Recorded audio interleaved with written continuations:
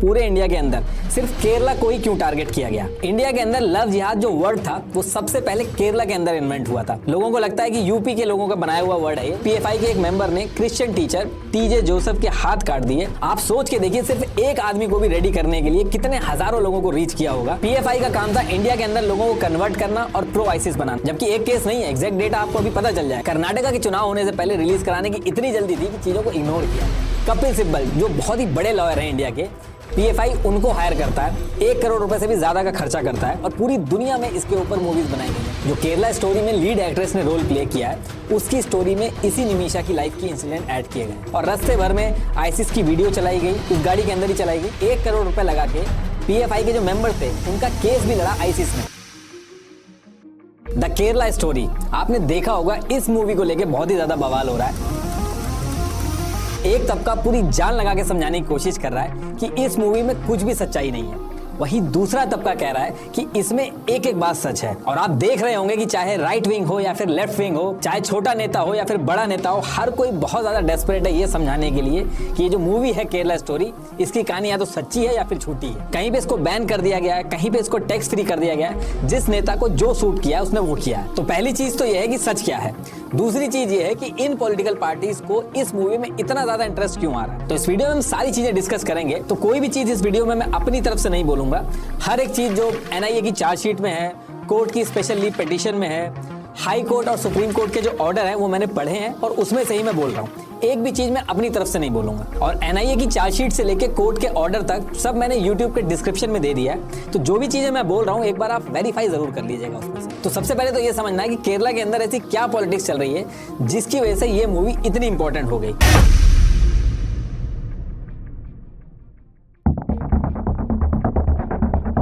तो देखिए केरला के अंदर 54.73% हिंदू हैं, 26.56% मुस्लिम्स हैं और 18.38% क्रिश्चियंस हैं।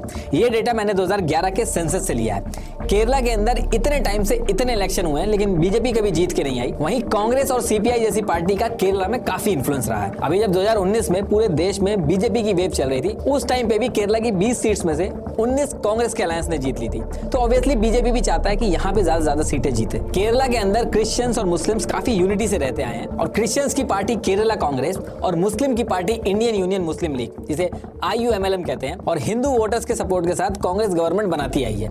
केरला का जो लिटरेसी रेट है वो पूरे इंडिया में सबसे ज्यादा है। लोग काफी पढ़े लिखे हैं और रिलीजन को लेकर काफी टॉलरेट भी हुआ करते हैं। लेकिन चाहे बीजेपी हो, कांग्रेस हो, मार्क्सिस्ट पार्टी हो, ये जो नंबर है 55% हिंदू, 27% मुस्लिम्स, 18% क्रिश्चियंस, इसके साथ टाइम टू टाइम खेलने का ट्राई करते हैं। लेकिन करंट सिचुएशन ऐसी हो गई है कि केरला कांग्रेस ने कांग्रेस का साथ छोड़ के बीजेपी के साथ अलायंस करने का डिसाइड कर लिया है। और अगर हिंदू वोट बैंक भी इन्फ्लुएंस हुआ बीजेपी की तरफ, तो जो बीजेपी का सपना है सरकार बनाने का, वो भी पूरा हो सकता है। अब आप कहोगे क्रिश्चियंस की पार्टी केरला कांग्रेस जो अभी तक कांग्रेस के साथ थी, वो अलग होकर बीजेपी के साथ क्यों चली गई? तो देखिए सारी चीजें एकदम से नहीं हुई, मल्टीपल इवेंट्स हुए जिसकी वजह से क्रिश्चियन कम्युनिटी और मुस्लिम कम्युनिटी के बीच में डिफरेंसेस आए और केरला कांग्रेस ने कांग्रेस का साथ छोड़ के बीजेपी का साथ पकड़ लिया। देखिए पहले जब क्रिश्चियंस केरला के अंदर रबर प्लांटेशन करते थे, उनके पास ज्यादा पैसा रहता था, वो लोग ज्यादा रिच रहते थे। लेकिन जब आसियान इंडिया ट्रेड एग्रीमेंट हुआ तो जो रबर के प्राइसेस थे वो गिरे, जिससे क्रिश्चियंस जो थे वो फाइनेंशियली थोड़ा सा वीक हो गए थे। वहीं दूसरी तरफ मुस्लिम्स मिडिल ईस्ट से कमा के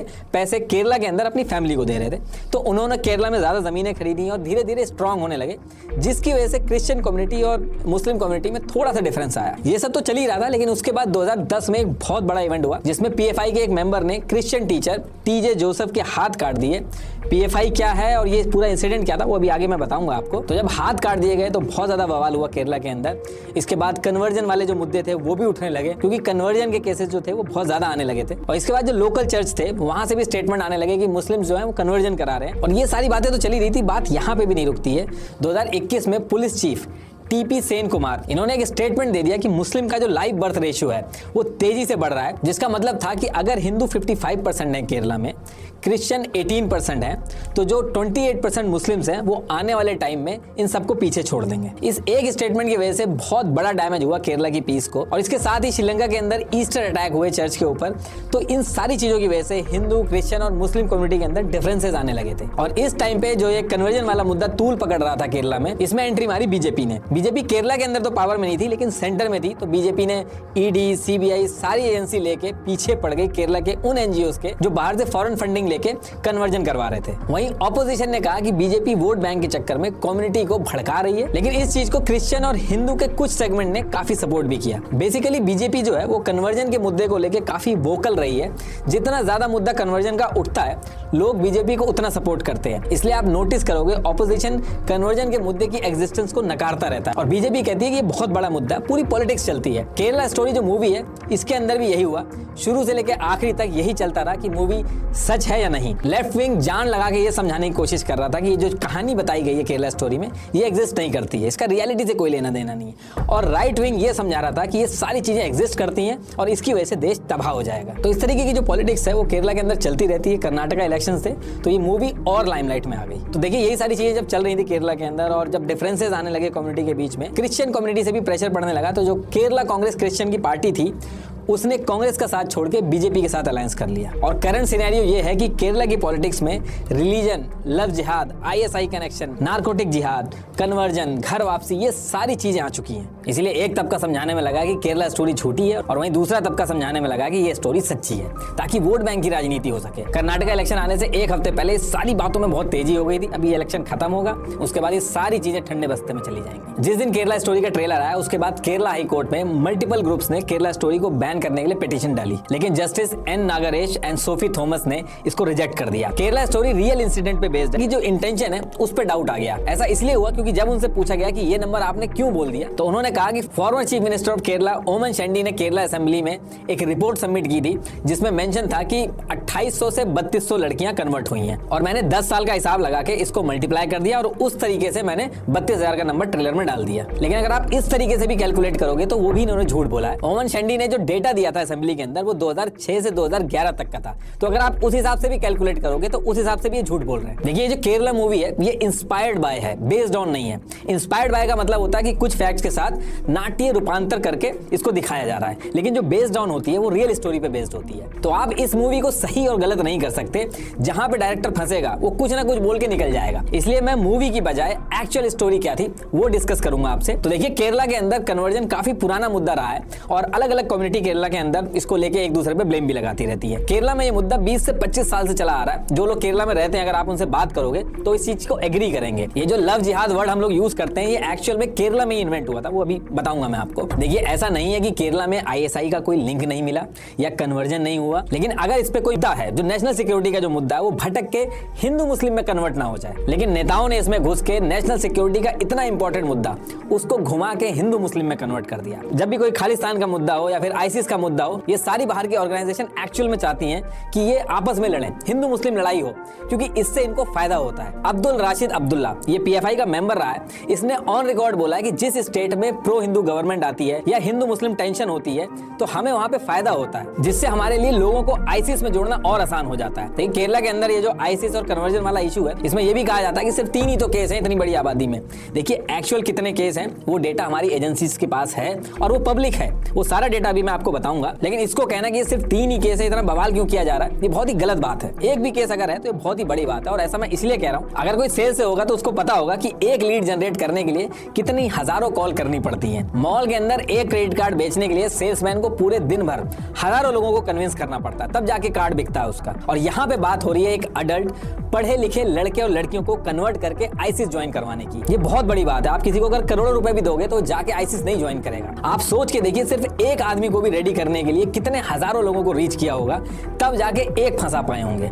कितना स्ट्रॉन्ग नेटवर्क और वर्किंग मॉडल होगा। सिर्फ एक ही तो केस है, ये कहना बहुत ही गलत बात है, जबकि एक केस नहीं है। एग्जैक्ट डेटा आपको अभी पता चल जाएगा। जो भी कह रहा है कि ऐसा कुछ एग्जिस्ट नहीं करता है, आप एनआईए की chargesheet, special petition leave, court के ऑर्डर, केरला के जो सीएम है उनकी रिपोर्ट्स, उनके बयान, ये सारे मैं डिस्क्रिप्शन में लगा दे रहा हूँ। ये सारी चीजें आप शेयर करिए जो भी ऐसा कह रहा है। दूसरी बहुत इंपॉर्टेंट चीज मैं फिर से रिपीट कर दूं कि ये नेशनल सिक्योरिटी का इशू है। इसको अगर आप हिंदू मुस्लिम में कन्वर्ट करके बातें करोगे ना तो आपकी बात बहुत हल्की हो जाएगी। तो देखिए अब डिस्कस करते हैं कि पूरे इंडिया के अंदर सिर्फ केरला को ही क्यों टारगेट किया गया। देखिए केरला स्टेट के रिलेशन मिडिल ईस्ट कंट्रीज से बहुत ही पुराने और अच्छे रहे हैं। 3000 BC में जो अरब ट्रेडर्स थे वो केरला के थ्रू इंडिया में आए थे और ये रिश्ता तब से चला आ रहा है। केरला के अंदर हर तीसरा घर आप देखोगे तो उसमें से एक आदमी आपको गल्फ कंट्रीज में काम करता हुआ मिलेगा। तो गल्फ कंट्रीज और केरला का रिलेशन बाकी स्टेट से ज्यादा स्ट्रॉन्ग है। 2014 के CDS सर्वे के हिसाब से सिर्फ मिडिल ईस्ट से ही 71,000 करोड़ रुपए केरला के माइग्रेंट वर्कर ने इंडिया में कमा के भेजे थे। 2016 के केरला माइग्रेशन सर्वे में भी करीब 2.2 मिलियन लोग केरला से बाहर गए थे और जिसमें से 90% गल्फ कंट्रीज में गए थे। रिलेशन इतने अच्छे हैं कि केरला में जब फ्लड आया था तो गल्फ कंट्रीज मदद तक के लिए आ गई थी। तो जितनी भी ऑर्गेनाइजेशन है आईसिस वगैरह इसी चीज का फायदा उठा के गल्फ कंट्रीज के थ्रू घुसती है केरला के अंदर। तो बात करते हैं केरला में ये सब स्टार्ट कैसे हुआ। आईसिस एक टेररिस्ट ऑर्गेनाइजेशन है जिसका मोटिव है कि वो अपना एक अलग देश बनाएगी जिसमें शरिया फॉलो होगा और शुरू में आईसिस को इस चीज में कामयाबी भी मिली। आईसिस ने काफी कंट्रीज से लोगों को अपने इस मिशन में जोड़ा भी। आईसिस का मानना है कि जो देश शरिया फॉलो नहीं करता है वो काफिरों का देश है, इसलिए वो देश छोड़ के आप आईसिस के साथ आके मिलो और शरिया फॉलो करो। और सेम यही चीज इन्होंने इंडिया के अंदर भी ट्राई करी और ये जिस भी कंट्री में जाके लोगों को जोड़ते हैं तो पहले NGOs ऑर्गेनाइजेशन बना के प्रॉपर प्लानिंग के तहत ये लोग देश में घुसते हैं और सेम चीज इन्होंने इंडिया में भी की। अब देखिए आईसिस की ब्रूटैलिटी और डिस्ट्रक्शन के आपने काफी इंसिडेंट सुने होंगे, बट 46 इंडियन नर्सेज ऐसी भी थी जो आईसिस के वॉर जोन से बच के वापस भी आ गई थी। 2014 में केरला से 46 नर्सेज इराक में फंस गई थी जब आसपास आईसिस ने पूरे एरिया को वॉर जोन में कन्वर्ट कर दिया था। तो लगभग 3 हफ्ते से ज्यादा इन नर्सेज ने वहां पे सरवाइव किया था। 1994 में केरला के अंदर इन्होंने नेशनल डेवलपमेंट फ्रंट बनाया। इस ऑर्गेनाइजेशन ने अपने आप को दिखाया कि ये मुस्लिम्स के राइट्स के लिए लड़ेगी, लेकिन इनका नाम टाइम टू टाइम आईसिस के साथ जुड़ने लगता है। फिर आगे चल के जब इस ऑर्गेनाइजेशन पे बहुत ज्यादा प्रेशर पड़ा, 2006 में इसका मर्जर हुआ और एक नई ऑर्गेनाइजेशन बनी, popular front of India PFI। Basically ये RSS को काउंटर करती थी इंडिया के अंदर और RSS और PFI के लोगों के बीच में काफी वायलेंस भी हुआ इस टाइम पे। PFI ने धीरे धीरे अपनी पैठ इंडिया में बनाई, अपने अलग अलग विंग्स बनाए, जैसे कॉलेज के स्टूडेंट्स के लिए campus front of India CFI, females के लिए नेशनल वुमेन्स फ्रंट NWF बनाया। बहुत ही स्ट्रक्चर्ड और ऑर्गेनाइज तरीके से ये सारी विंग्स बनाई गई। इन्होंने ट्राई किया कि इनकी जितनी भी विंग्स हैं वो केरला के साथ साथ इंडिया के बाकी स्टेट्स में भी फैले। PFI का काम था इंडिया के अंदर लोगों को कन्वर्ट करना और प्रो आईसिस बनाना, और ये चीज मैं अपने मन की बात नहीं बोल रहा हूँ। NIA ने जब PFI के मेंबर यासिन मोहम्मद जहीद को पकड़ा तो इसके mobile, SIM card, memory card, इन सब की फॉरेंसिक जांच हुई तो उसमें वीडियोस, PDF फाइल्स, आईसिस के सारे कनेक्शन मिले। जैसे जब आप कोई नई कंपनी ज्वाइन करते हो तो आपको वेलकम किट मिलती है जिसमें सारे इंस्ट्रक्शन लिखे होते हैं कि क्या क्या करना है कंपनी में, वैसे ही कन्वर्ट करने के भी इनके पास पूरी वेलकम किट थी। 2006 में PFI बनता है और अगले 3 साल तक ये लोग ट्राई करते हैं आईसिस की तरफ इन्फ्लुएंस करने के लिए। बेसिकली ये लोग यंग जनरेशन को ही टारगेट करते हैं और ये सारी चीजें इधर चल रही थी। इसी बीच में केरला के कैथोलिक बिशप काउंसिल ने भी एलिगेशन लगाना शुरू कर दिया। एक रिपोर्ट शेयर की जिसमें PFI के ऊपर क्रिश्चियन लोगों को कन्वर्जन करने का आरोप लगाया, जिसमें इन्होंने ये मेंशन किया कि 4500 गर्ल्स को इन्होंने कन्वर्ट किया है। लेकिन PFI का पहला केस कोर्ट में गया था 2009 के लास्ट में और इस केस में ही पहली बार लव जिहाद का नाम आया था, जिसको जस्टिस KT शंकरन देख रहे थे। इंडिया के अंदर लव जिहाद जो वर्ड था वो सबसे पहले केरला के अंदर इन्वेंट हुआ था। लोगों को लगता है कि यूपी के लोगों का बनाया हुआ वर्ड है ये, जबकि ऐसा नहीं है। 2009 में इस केस के टाइम पे ही पहली बार लव जिहाद और रोमियो जिहाद वर्ड यूज हुआ था। केरला हाई कोर्ट का जो ऑर्डर है वो भी मैंने डिस्क्रिप्शन में दे दिया, उसको भी आप एक बार पढ़ लेना। उसमें जो स्टोरी है वही मैं अब आगे बता रहा हूँ आपको। केरला स्टोरी में जो लड़कियों की कहानी बताई गई है उससे पहले ये केस हुआ था और ये सबसे पहला और फेमस केस था जो रजिस्टर्ड हुआ था। इस केस के बाद जो केरला स्टोरी मूवी में जो 4 लड़कियों की कहानी थी वो वाला इंसिडेंट हुआ था, वो मैं अभी आगे बताऊंगा आपको। तो होता क्या है कि 2009 में 2 लड़के थे, एक 23 साल का शहनशाह और दूसरा 27 साल का सिराजुद्दीन। 2 लड़कियां थी जिनका नाम as per court order disclose नहीं किया गया। कोर्ट के अंदर इनको हिंदू गर्ल और क्रिश्चियन गर्ल के नाम से बुलाया जाता था। तो इन 2 लड़कियों में से एक जो लड़की थी वो MBA कर रही थी और उसी कॉलेज में उसका एक सीनियर था शहनशाह, जो एक बार कॉलेज से एक्सपेल भी हुआ था और ये दोनों टेलीफोन कॉन्वर्सेशन के थ्रू प्यार में पड़ गए थे। अब आप कहोगे कि एक लड़का लड़की प्यार तो कर सकते हैं, लेकिन इस केस में दिक्कत ये थी कि इसमें PFI भी इन्वॉल्व था। शहनशाह और ये जो लड़की थी जब दोनों रिलेशनशिप में आए तो शहनशाह ने लड़की को हिंदू धर्म की कमियां बताई और उसको इंसिस्ट किया कि वो मुस्लिम धर्म में कन्वर्ट हो जाए। दोनों फिजिकल रिलेशन भी रखते हैं और ये लड़की को अपने घर भी ले जाता है जहाँ पे उसकी माँ थी और उसकी माँ भी समझाती है कि उनका धर्म कितना अच्छा है। और 1-2 बार जब वो लड़की घर गई तो उसको प्रेयर वगैरह करना भी सिखाया। फिर कुछ महीने बाद शहनशाह ने उस लड़की को कहा कि अगर वो कन्वर्ट नहीं होती है तो इस रिलेशन को एंड करना पड़ेगा।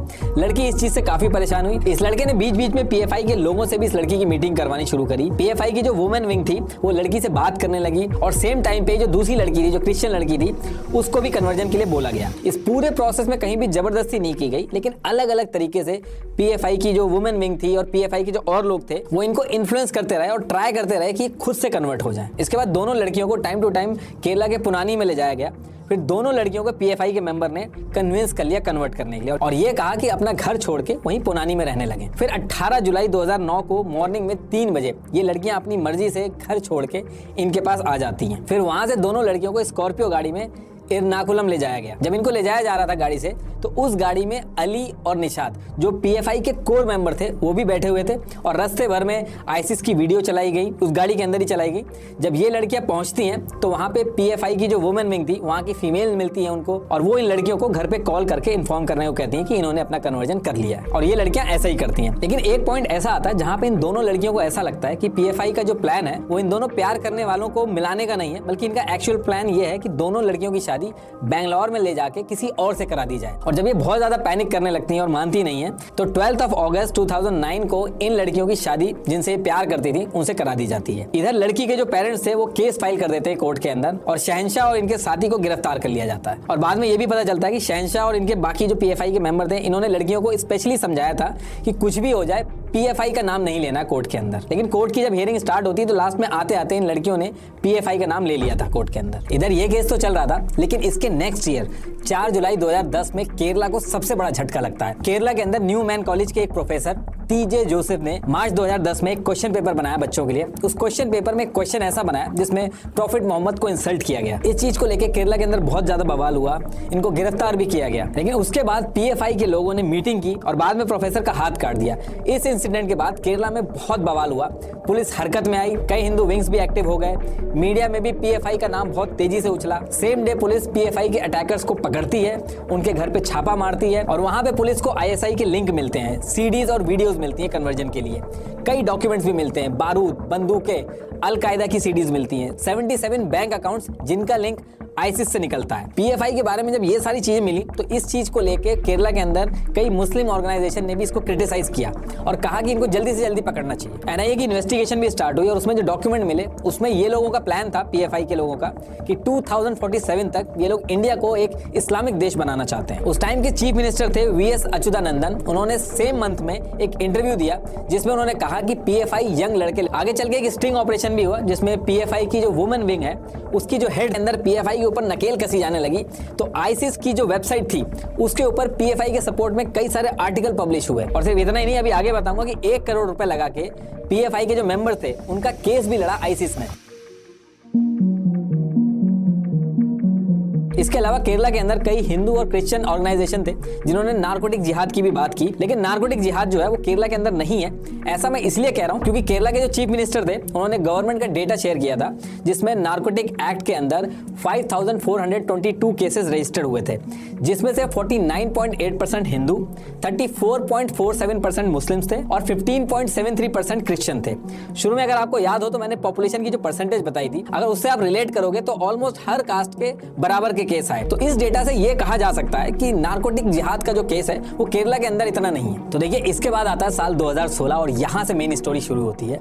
इस साल में इंडिया के अंदर सबसे ज्यादा आईसिस एक्टिविटीज होती है कि जो अलग अलग लड़कियों के साथ इंसिडेंट्स हुए थे केरला के अंदर इस पर्टिकुलर टाइम पे, उन सब को उठा के दिखाया गया। अगर मैं रियल स्टोरी की बात करूं तो फातिमा ईसा, जो केरला के अंदर जो फातिमा ईसा वाला इंसिडेंट हुआ था वो इसके काफी करीब है, लेकिन एक्चुअल कहानी फातिमा की भी नहीं दिखाई गई है इस मूवी में। आईसिस का जो रिक्रूटमेंट होता है ये ग्लोबल मुद्दा है, पूरी दुनिया इससे परेशान हुई है और पूरी दुनिया में इसके ऊपर मूवीज बनाई गई हैं। नेटफ्लिक्स पे अभी भी आप देखोगे तो caliphate, the state, hello on earth, ISIS, ये सारी मूवीज जो हैं ये इसी मुद्दे पे बनाई गई हैं। किसी भी कंट्री में ये मूवी ना तो बैन हुई है और ना ही इस मूवी की वजह से लोगों ने आपस में लड़ाई करी है। लेकिन केरला स्टोरी के साथ दोनों चीजें हुई हैं। केरला स्टोरी जो मूवी है ये इतने इंपॉर्टेंट और सेंसिटिव मुद्दे पे थी, लेकिन डायरेक्टर ने मूवी बना के 32,000 का रैंडम नंबर ऐसे ही दे दिया। बहुत ही गलत चीज है। इस गलती की वजह से पूरे देश के अंदर जो आईसिस रिक्रूटमेंट की अवेयरनेस दी जा सकती थी वो डाइवर्ट होकर 32,000, 35,000 इन नंबर की बहस पे आके रह गई है। पूरी मूवी देखने के बाद भी लोगों को पीएफआई के बारे में नहीं पता, बल्कि मूवी देखने के बाद कई बार ऐसे इंसिडेंट भी हुए जहां पे लड़ाई झगड़े भी हो गए आपस में। कर्नाटका के चुनाव होने से पहले रिलीज कराने की इतनी जल्दी थी कि चीजों को इग्नोर किया गया। केरला मूवी का जो पूरा इशू है उसमें सबसे बड़ी दिक्कत है, इसमें 3 चीजें मिक्स की गई हैं। एक, इंडिया से जाके आईसिस ज्वाइन करना,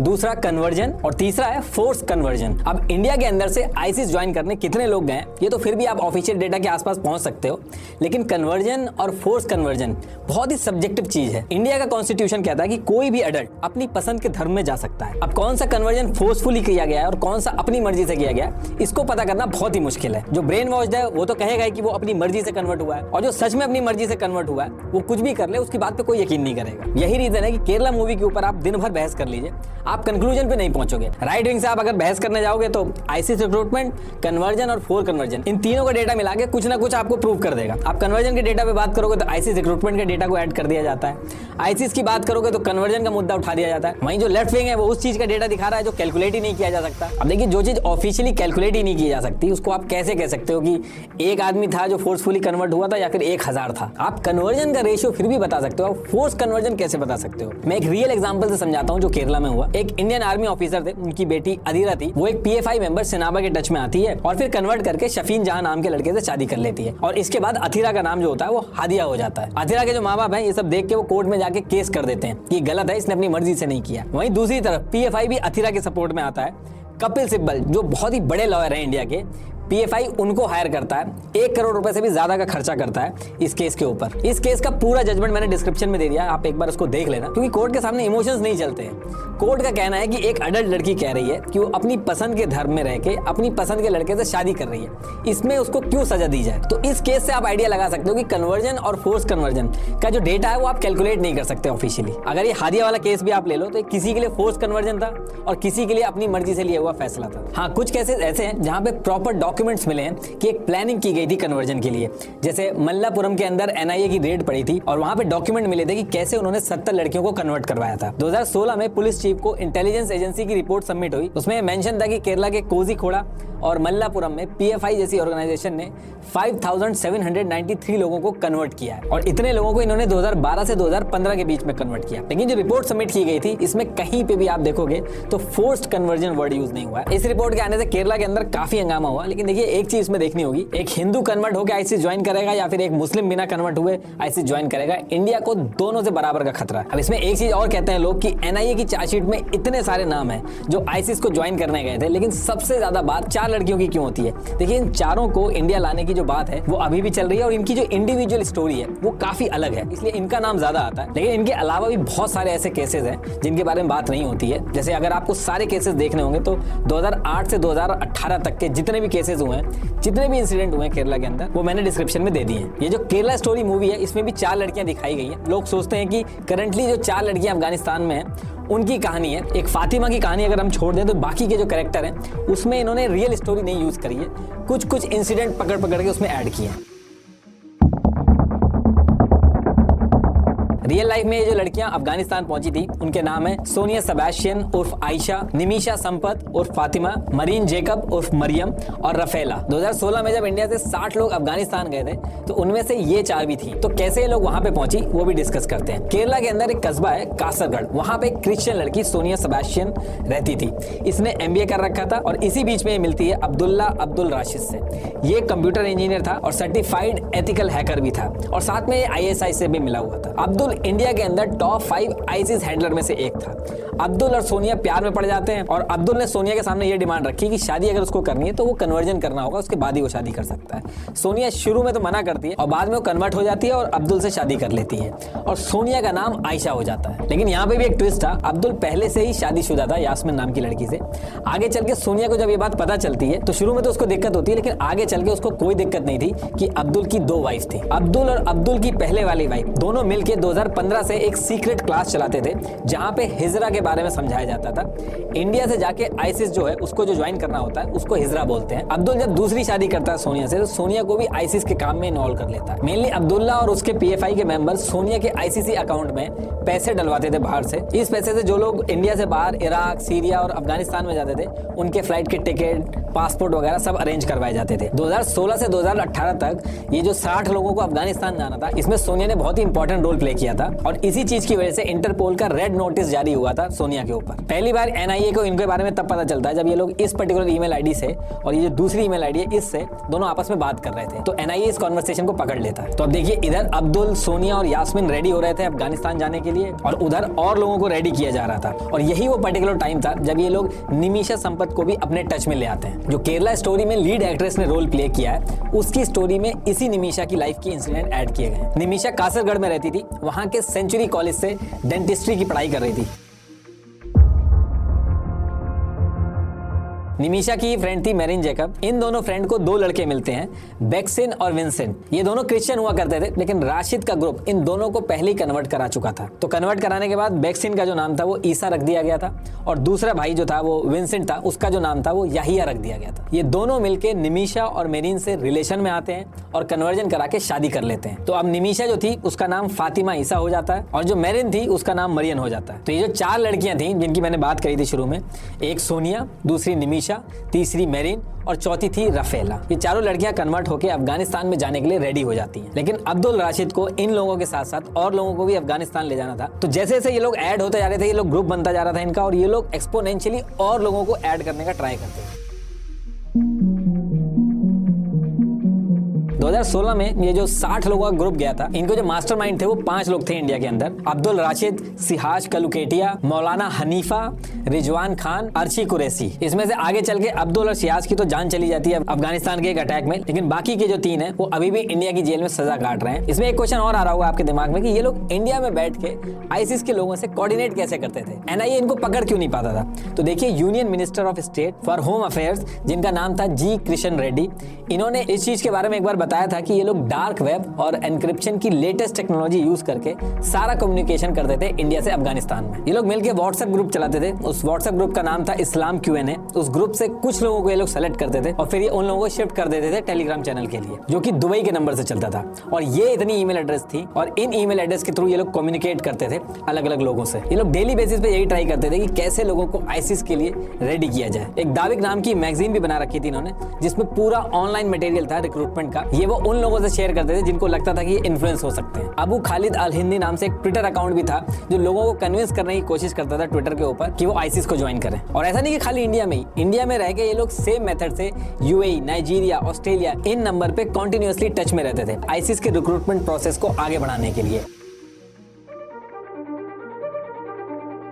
ये सारी चीजें तो चल रही थी, और जैसे जैसे लोग रेडी हो रहे थे, ये 5 जो मेन हैंडलर थे, ये लोगों को श्रीलंका भेज रहे थे। श्रीलंका की कुछ अथॉरिटी को इनके बारे में पता चलता है, तो इन लोगों को भाग के वापस इंडिया में आना पड़ता है। वहां से आने के बाद ये लोग अपना प्लान बनाते हैं अफगानिस्तान जाने का। ये 60 लोग इंडिया से अफगानिस्तान जाते हैं, जिसमें से 26 मेल थे, 13 फीमेल थी और 21 बच्चे थे।